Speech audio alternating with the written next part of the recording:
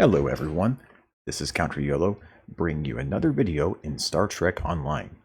And in today's video, we're going to be talking about the Legendary T'liss, the T'liss warbird that's actually going to be available in the C-Store.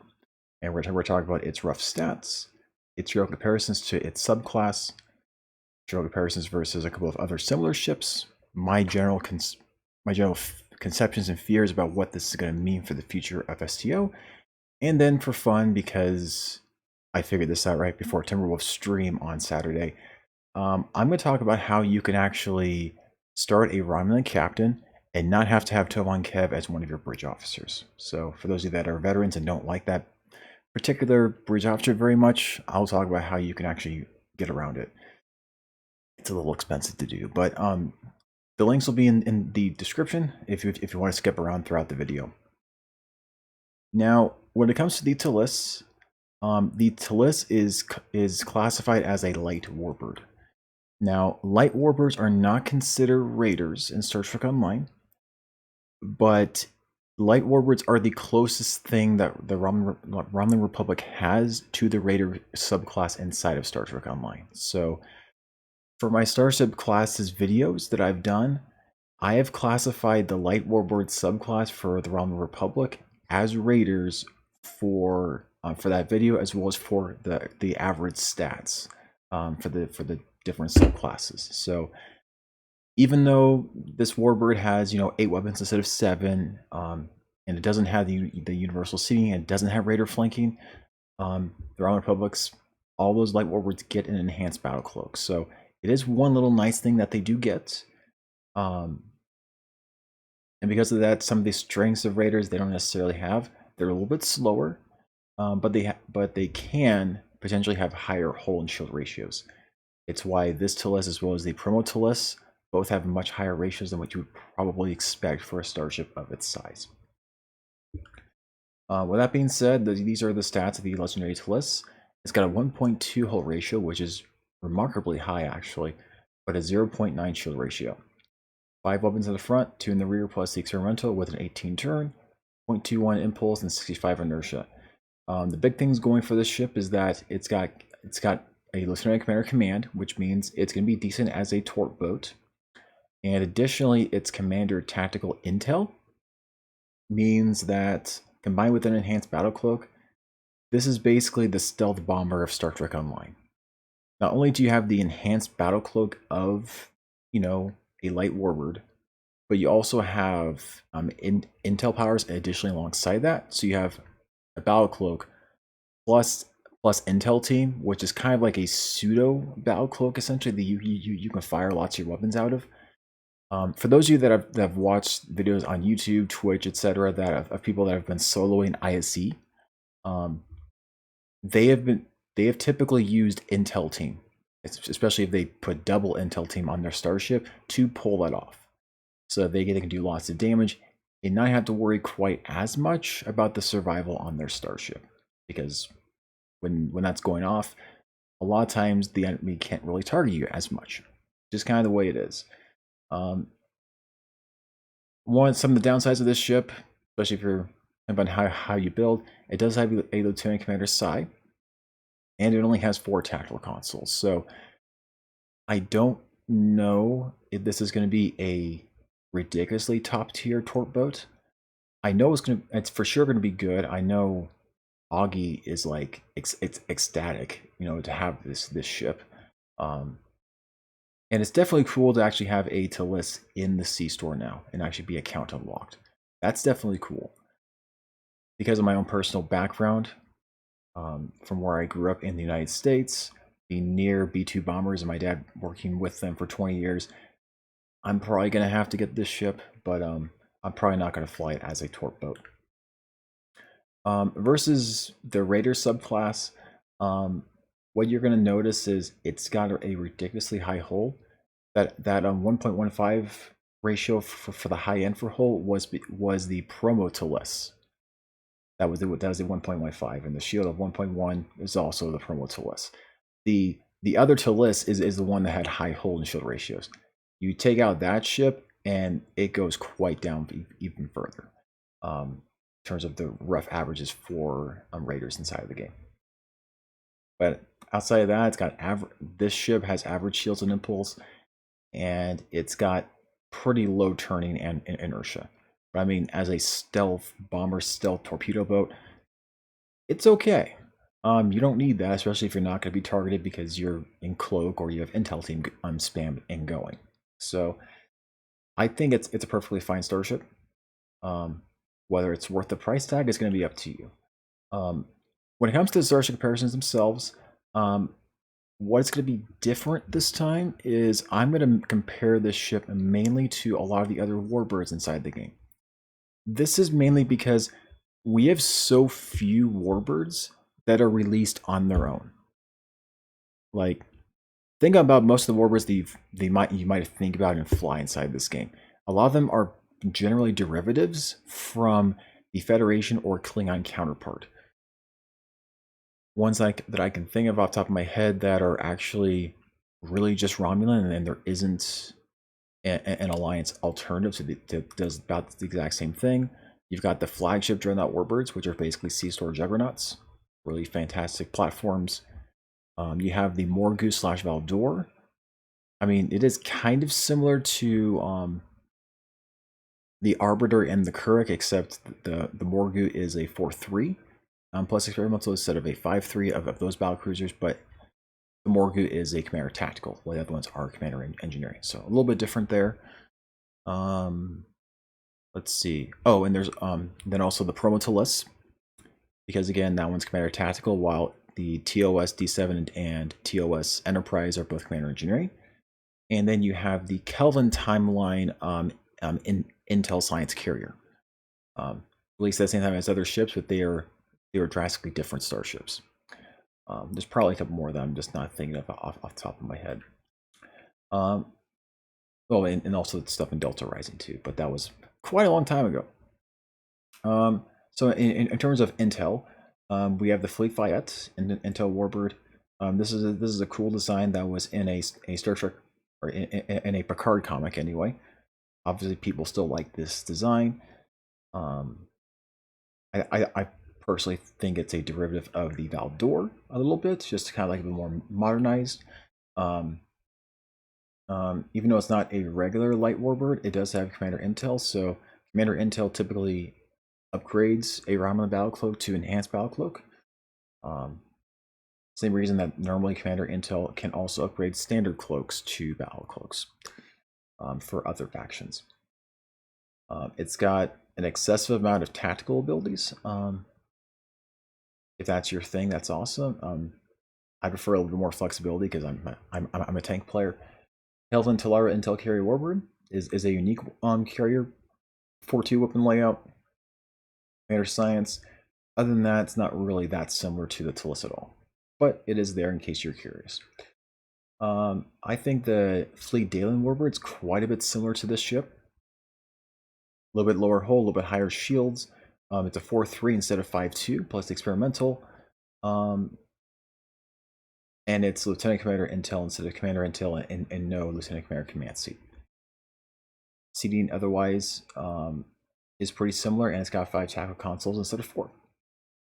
The Mogai or / Valdor, the Fleet 1, 1.21 hull and 1.1 shields. A little bit higher hull and shields overall.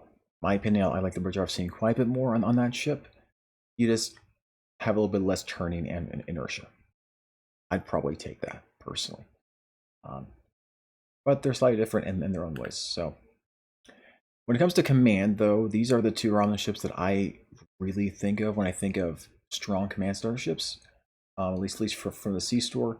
The Bastion Command Tactical Warbird is pretty nice. I mean, it's still a 4-4, so a little bit of downside, but for a torque bow, that's not the end of the world to have only 4 weapons in the front. And I mean, especially for torque boats, because you're not really going to be able to use that commander tactical ability too much unless you have the trait from the Legendary T'liss. Then it could be a decent thing to have commander tactical. The Khopesh Tactical Training Warbird is a nice ship as well. As I said before, it's basically the Sea Store Juggernaut. It's got Lieutenant Commander Command.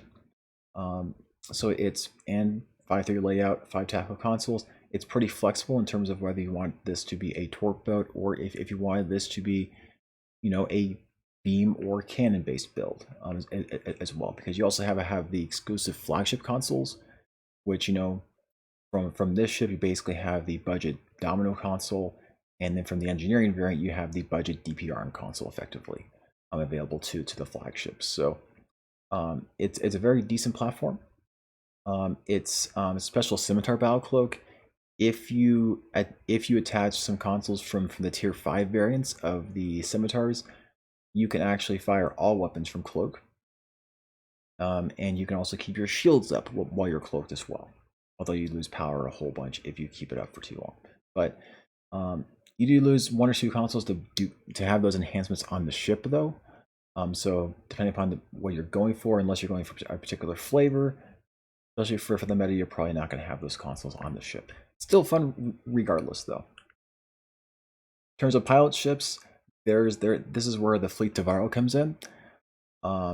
Basically, if you're someone who doesn't care about the Picard skin, and you don't care about the TOS T'liss skin, the Fleet Tavaro is basically going to give you the ability to use any of the other skins available inside the game. You might have to get some of the other variants that skin comes from, but all the other variants are either from, at this point, pretty much the Dilithium store, or it's from the actual Tier 6 Tavaro. The Tier 6 Tavaro, for Romulans at least, is where Withering Barrage comes from. Keep in mind though, you really shouldn't ever directly buy this ship. There is the Romulan starter pack that has the Tier 6 Tavaro, that's, well, the non-fleet Tier 6 Tavaro from the C store, that's only 2,000 Zen instead of 3,000 Zen. So keep in mind, if all you really care about the T'liss was, get a cool skin and to get Withering Barrage, there's a 2,000 Zen option.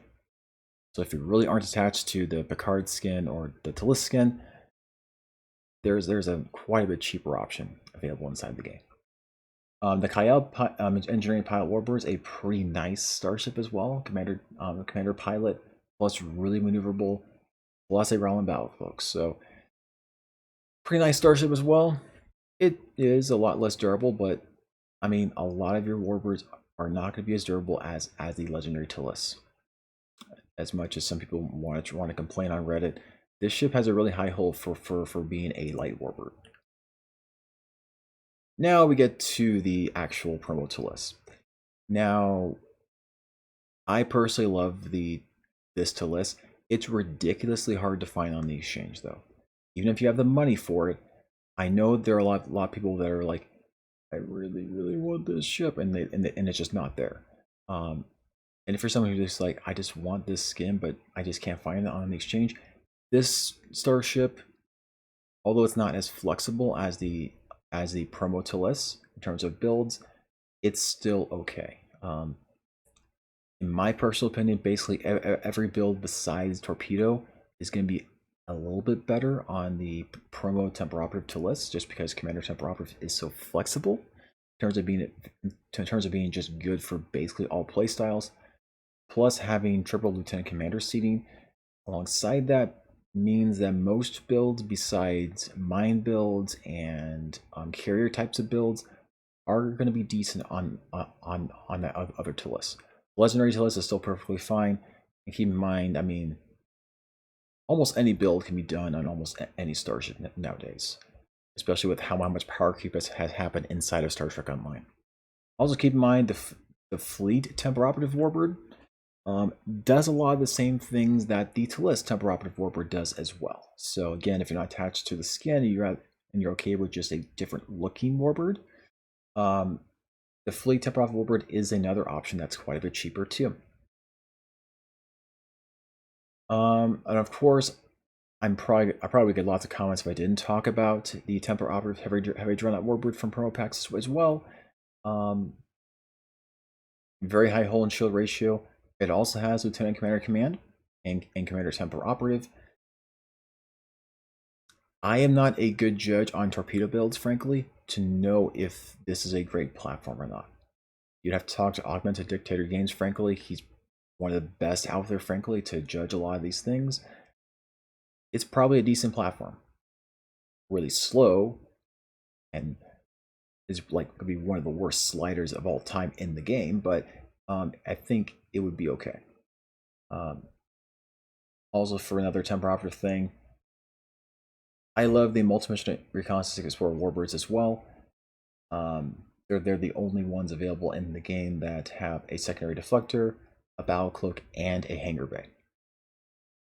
You can't go anywhere else in the game to get that combination, frankly. It's a little unfortunate. I think it would be pretty cool if they added more. When it comes to Miracle Worker, for Commander Miracle Worker at least, we only have 3 Miracle Worker warbirds inside the game. Released when the Miracle Worker Spell Station initially came out. Cryptic has been very reluctant releasing any other Miracle Worker starships for the Romulan Republic. I'm not particularly sure why. I mean, Cryptic has also been really resistant to releasing Commander Miracle Worker plus X, when that X wasn't also Miracle Worker as well. So they've been very resistant on that end as well. I mean, then again, when this specialization came out, part of it was people saw the specialization as basically a tier 6U starship, because tier 5U basically gave you an extra console and all the extra stats. These ships at the time had much higher stats than a lot of the other ships in the game, besides the Vengeance. And I mean, these ships with Commander Miracle Worker, you got an extra console. So it's also partly why I personally feel that the Legendary Voyager starship is probably going to eventually be one of the better science starships.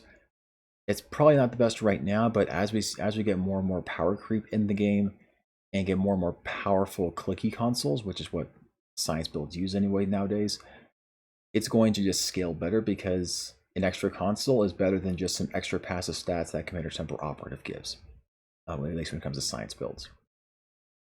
Better insurance policy. When it comes to raiders, I mean, of course, the Fleet Burrell is going to be in the conversation. It's the only ship in the game right now that has raider flanking and enhanced battle cloak, because every other ship with enhanced battle cloak is a Romulan starship. And again, as I've mentioned earlier, Romulan starships don't get raider flanking. Not particularly sure why.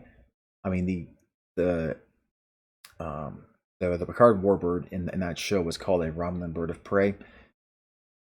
Cryptic is just hesitant to give Romulans that. Some people on Reddit are defending that, and it said that, you know, that they think that should be exclusive to the KDF to have that bird of prey title and have raider flanking plus a really nice battle cloak. And you know, I can definitely see their point, honestly. The KDF don't really have that much left that are exclusive to them. I mean, they were originally the only ones with carriers, and the KDF still don't have a tier 6 carrier yet, besides technically the Feklari one that everyone can use. Okay, Cryptic. But both this ship and the Ouroboros Temper Operative Raider, which is from the C-Store, from the 31st Century Bundle, are both ships that are pretty nice. They've got raider flanking and a battle cloak. So if you don't care about the enhanced battle cloak, both of these ships are decent options for you. Again, they're 4-2 instead of 5-1, which is what you ideally want: a 5-1 starship, 5 weapons in the front, 1 in the rear. They both have Commander Universal seating, so if you wanted to do a pseudo-science ship, you could on those ones as well, even though you would lose that like 25% of your damage because you don't have a secondary deflector. Just saying, we don't have a battle cloaking science raider in the game yet. I'd imagine we'll be getting one within the next year or so. A couple of other ships. The Grimba Siege Destroyer, in my opinion, is pretty similar in a lot of ways to the Legendary T'liss. Its stats are pretty similar, just a little bit smidgen less hull, and a 4-3 instead of 5-2 layout. Otherwise, stats are pretty similar. Commander Tactical, Lieutenant Commander Command. Lieutenant side instead of Lieutenant Commander side, but it has Lieutenant Commander Tactical instead of a Lieutenant Commander Universal. Otherwise, pretty similar. The Grimba Siege Destroyer also gets a hangar bay and a lance. That's what the Javelin essentially is. So I really wish they updated the Romulan Siege Destroyer to modern stuff in STO because it's just an awesome starship. Additionally, the Cardassian Intel Escort does a lot of the same things that the Legendary T'liss can do. Pretty similar in base stats, a little bit slower and a little bit less maneuverable. Again, it's another Commander Tactical, Lieutenant Commander Tactical starship. And if you're doing directed energy weapon builds, you're probably going to have that Ensign Universal end up being an engineering seat, just kind of the way it is in STO. But alongside that, that's pretty much it for the rough stats comparisons themselves. In terms of the consoles and the traits with this ship, as with every legendary starship, it doesn't get any new consoles. It just gets all the old consoles from the old versions and all the old traits, and then one new trait that's available to your entire account once you unlock its tiers. Once you get the mastery up to tier 6, that trait is for everyone. Most of the old consoles is from this set, the Enhanced Projectile Efficiency set. It's mostly just usable on the various light warbirds inside the game. And the consoles aren't that spectacular, frankly. However, I am going to hold back a little bit of judgment because I am not a torpedo captain. So I don't know if that plus 25% faster projectile weapon recharge, maybe that's worthwhile enough to slot the Plasma Warhead module plus something else here. Again, I'm not a really good judge of that to really know if 2 consoles is worth 25% faster projectile weapon recharge. Maybe that is, maybe it isn't. Aki could probably talk more about that in his videos when he starts talking about this ship itself. I don't really feel like a third console just for extra shield pens could be worth it. You're already able to get lots of insane shield pen with other things in the game. I don't really see the full 3-piece being worth it, but especially if you're starting a new character, or more importantly, starting a new character on a non-65 character, like if you're going to have multiple characters doing torpedo builds or something, this might be a decent filler set while you're leveling up that other character to level 65. If you know you're going to do torpedo base stuff with them. The other console is the Ominous Device. It is the same type of console that's on the Temporal D7, the TOS Enterprise, and then of course the new legendary TOS Enterprise as well. It's 20% all damage, so it's a nice filler console while you're getting better stuff eventually. And its clicky is basically the Intel Specialization's Viral Impulse Burst. It's the same ability that House Mokai use against you quite often in a lot of missions and TFOs, in which you zoom way off the map for a while. This particular ability also does a slight debuff to your hull and to your shields for a little bit as well. That lasts a little bit longer than that Viral Impulse Burst ability effectively would actually be from the clicky itself. It's okay. It's not fantastic. Again, it's just a nice filler console while you're getting something better. As for the traits themselves, Withering Barrage is from the Tier 6 Devarro. Cannon Scatter Volley is just flat out increased by 4 seconds, so if you're going to do a cannon-based build, it's just about one of those best in slot things to use alongside Emergency Weapon Cycle. Also from the TOS T'liss is a trait called Built to Last, and that the TOS Enterprise and TOS D7 have. It's a nice filler survival trait if you happen to need it. Now, obviously, for elite TFOs, most tanks are not going to use this thing, and for high-end DPS people anyway, they'll have a dedicated tank, so they won't even need this trait at all. But I know that some of you, you're struggling to get around, you're looking for stuff to survive a little bit easier. This is one of those things that, especially if you're doing Aux to Sif, struggling to integrity field for your ship, this thing will have almost 100% uptime just because of how long this thing lasts and how often Aux Destruction Integrity Field is able to be used as a spamming type of hull heal. So if you have those things, Built to Last might be okay for you. There are better things for survival than this trait, though. The new trait from this particular T'liss is called Assault Formation Theta. Whenever you decloak, or whenever you use Attack Pattern Omega, you get a free Torpedo High Yield 3. You get some additional turning as well as some additional crit. Because the 10-4 weekly had it as one of the crit chance or crit severity, and then the blog had it as the other. I don't know whether this is going to be crit chance or crit severity.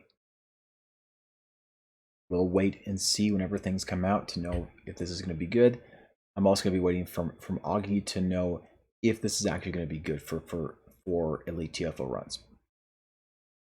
Torpedo, at least in my experience of trying torpedo builds, again, torpedo builds are not fun for me. That's why I just don't do them. I don't recommend builds for them. I just let other people deal with that because it's just not my cup of tea. It's just not fun.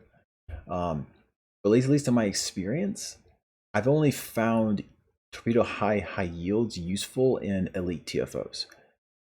In normal and in advanced, torpedo spreads just seem to be better just because everything just melts way too fast in normal and in advanced content, at least for me. It's only in an elite when things can last long enough for torpedo high yields to actually matter, especially for your huge crits that might happen with torpedo high yields, especially with the biomolecular photon torpedo from the Undine reputation. That thing's a super hard hitter.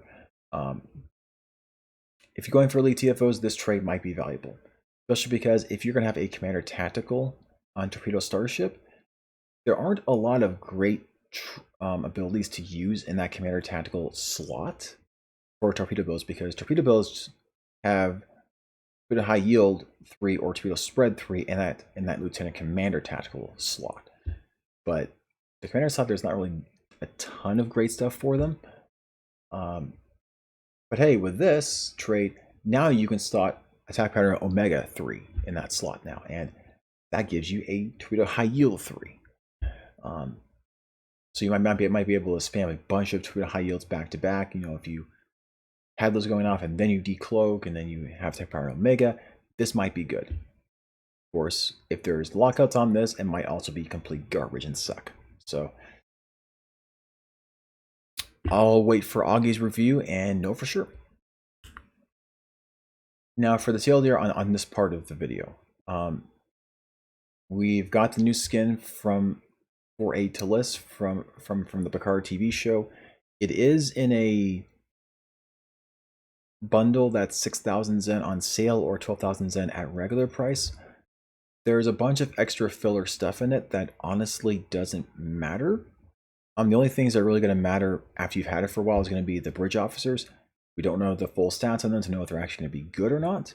And it's going to be the basically instant to level 65 token thing in the pack itself. So ideally you would use this on a new character, and then you get them immediately to 65, and then you can have fun with them.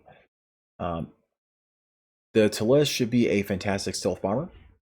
I mean, I grew up in Missouri, like right outside of Whiteman Air Force Base, where the B-2 stealth bomber is housed.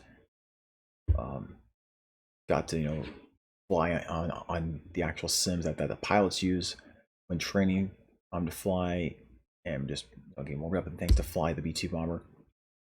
B-2 is awesome. It's nice to have something like that, more akin to that in Star Trek Online. The big concern that I've had, and I think not just me, but also Timberwolf and a few other people have had, we are wondering if this is how Cryptic is going to want to release the various starships that would have been in a KDF anniversary bundle. They claimed on one of the temp forwards that they're like, we don't have plans for the KDF bundle, and you have to buy this pack in order for us, to really want to, release legendary KDF starships. Me going on a rant here, I'm going to call BS on that. I don't think it's an if. I mean, if we're going to have a year of Klingon, of course we're going to get Klingon starships. And of course, you bet we're going to get a legendary Burrell. There's no way we're not going to have a legendary Burrell. We're going to have a legendary D7, at least one variant, if not all of them. And of course, we're going to get a legendary version of the KDF flagship, the Bordescu. The question, really, and we're trying to slyly put it under the rug, is They don't know if it's going to be individual ships, or if it's going to be a couple ships, or if it's going to be gigantic like the Federation Anniversary Bundle. We don't know at this point, but as I warned in the Anniversary Bundle video, they're basically saying that, at least in my rough pricings, is that the ships were worth, on average, about $60 each, about 6,000 Zen worth of stuff you're getting out of them, but they're pricing it so that it was basically half off for the non-sale price. So, which is why I said in that video as well, if they release these legendary ships individually, I don't see them being less than 6,000 Zen. And that's what they are doing here. They're saying, hey, how about we release a legendary T'liss, make it 6,000 Zen, add a bunch of filler stuff that really doesn't matter, that really just goes away and it's kind of fluff, to see if this thing actually sells well. If this thing sells super ridiculously well, then they're probably going to go this route for all of the KDF starships and sporadically release the legendary KDF starships over time. If it doesn't, then probably for the anniversary next year, they'll release a big anniversary KDF bundle like they did with the Federation one during the anniversary next year. We'll have to wait and see on what Cryptic decides to do. Okay, I've laid that out there. You can go ahead and digest that now. Now for the other part of this video, because a lot of you have played the Romulan story before. One of the most annoying things is that we aren't able to dismiss a character called Tovan Khev. He's our tactical officer that we get to start off with as a Romulan Republic captain. But I kept on brainstorming. I'm like, a lot of people are asking how to get rid of this character, and so I started testing different ways based upon the game's logic that it might be possible to not have Tovan Khev in our bridge officer crew. And this is from a little bit of my experience with like doing the TOS tutorial and the discovery tutorial a couple times, because I wanted to have those officers, but I didn't want to have them in my list per se. One thing that I realized is that for at least for these tutorial officers, I don't fully understand the code, because according to Perfect World Entertainment's TOS, in terms of service, I'm not allowed to actually look at Star Trek Online's code. If that wasn't in the TOS, then I would definitely dive into the code and try to look at things more in depth in terms of how all their logic is going on. Because that's in the TOS, I'm not looking at the code. I have to go by experiential learning in terms of how the code is functionally working. So in my experience, basically, if you happen to have basically some sort of tutorial required officer, but you don't have any bridge officer slots, instead of being added to your bridge officer actual list immediately, what happens is it's added to a bridge officer candidate subtab in your Starship Bridge Officers section. So in my mind, I was like, okay, I know that this works with TOS characters, with Discovery characters, with Klingon characters, with, well, too many characters already have all the bridge officers like immediately upon start, so I can't do anything about them. But for everyone else, pretty much this is how it works. So how could I possibly do this with Tovan Khev when in tutorials in general, mail and bank access is you just can't do that. I tried to do map invites, try to pull them out of the tutorial, and that doesn't work. It doesn't work until after you leave the tutorial fully that you can actually be invited to other maps inside the game, which I guess that kind of makes sense. But the problem is when those aren't available, you have to go to the C store to get officers. This is kind of the way it is. And for the Romulan Republic, your options are extremely limited in the C store, because in the Romulan tutorial, you haven't allied with the Federation or the Klingon Empire yet. So the vast majority of officers in there, including the Gemini Vanguard officers, because I tried that, none of those officers actually work. So to pull this off, it's going to cost you a lot of money. I'm not going to deny that. If you don't have the Delta Rising Operations Pack, you'll have to burn 15,000 Zen or a little bit less if it's on sale, alongside buying a Borg Greenman Tactical Officer for your particular character to do this. Okay? It is a bit of money. If this is really something that's annoying to you, it is possible. So first off, for this, you have to choose to play the tutorial. If you skip the tutorial, Tovan Khev is automatically added to your bridge officer list, and then you're basically doomed, and you can't work around it. He's stuck in your bridge officer list forever. Okay, I still haven't been able to work around how to get him off your bridge officer list once he is there. In this video, we're talking about how to make sure he never gets onto your bridge officer list. So you have to play the tutorial to pull this off. And then once you get to the cutscenes, you show up right here. Now, obviously, to start off with, you have 4 bridge officer slots, as is standard for any starting character. And our goal is to fill all 4 of those bridge officer slots before we leave the ground tutorial area, which in this tutorial means you leave with Tovan Khev on a shuttle. Oh, and just so you know, like, I call this character Tovan Khev because the goal is for him to not be one of my bridge officers. So I'm gonna basically role play as Tovan Khev as my captain instead of him as one of my bridge officers. That's why this character is called Tovan Khev.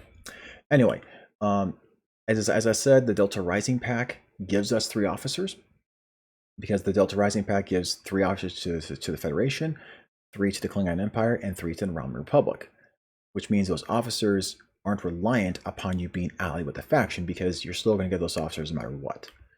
So we're able to claim that pack. Keep in mind, we still can't claim the duty officers because those duty officers are based upon faction. But at least for the officers, we can actually claim those 3 Romulan officers themselves for us.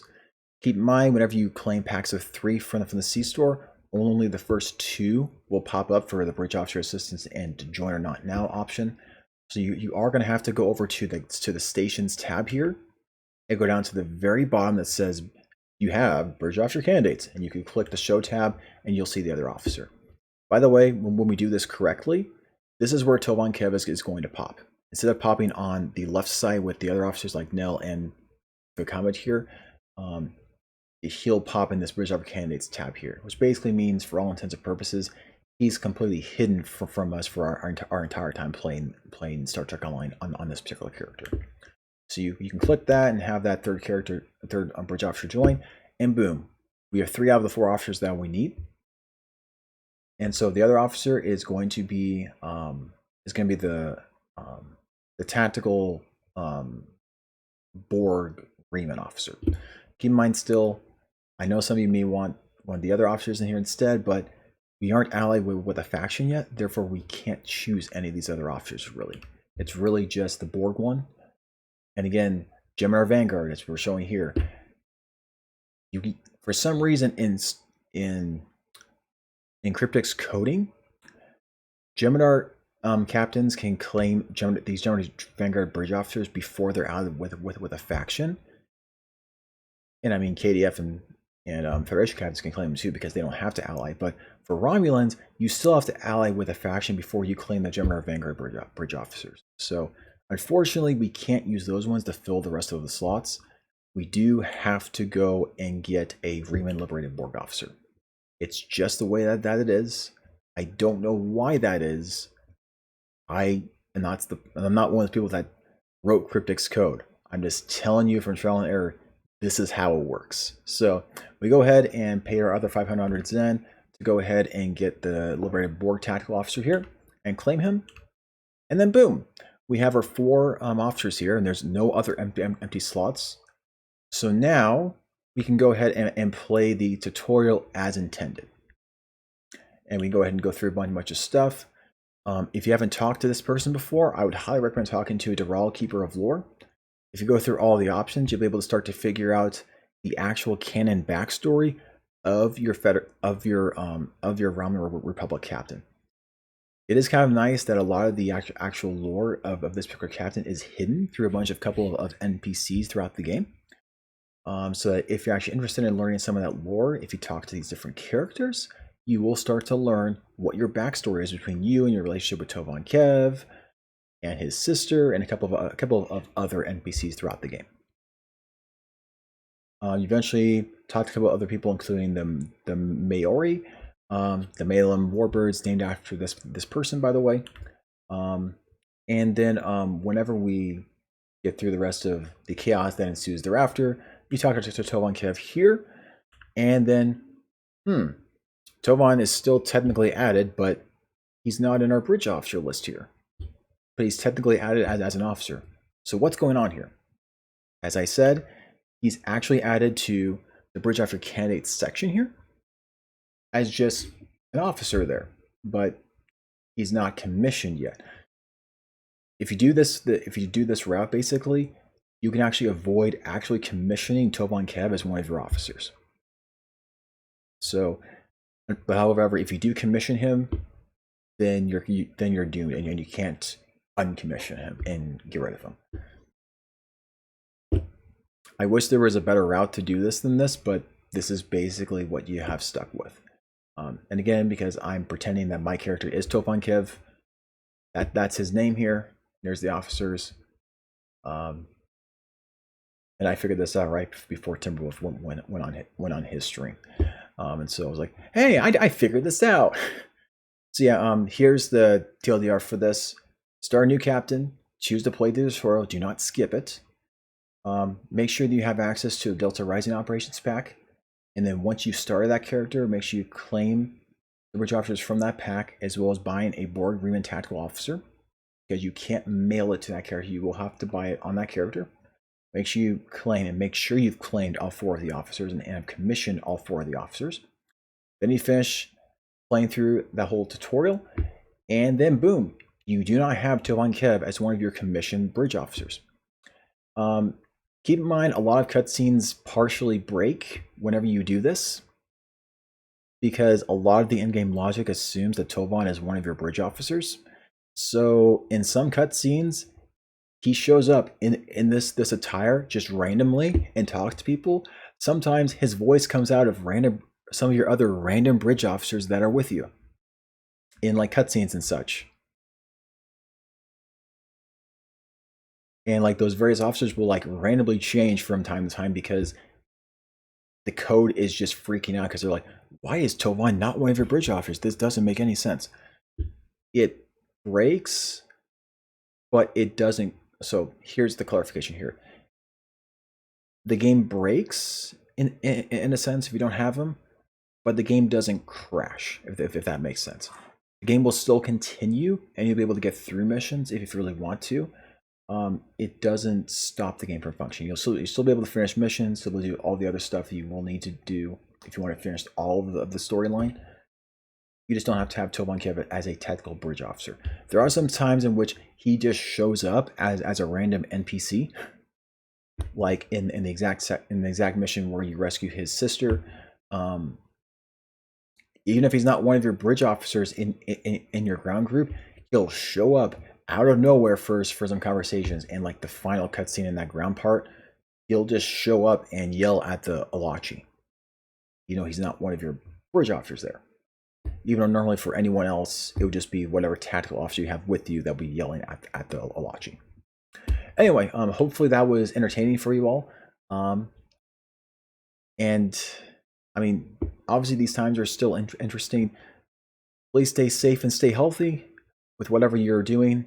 I mean, last Friday I had fun playing Dungeons and Dragons for the first time in a long while. You know, practicing proper social distancing while doing so, while still being in person to do that, because being in person with D&D is really fun, really exciting.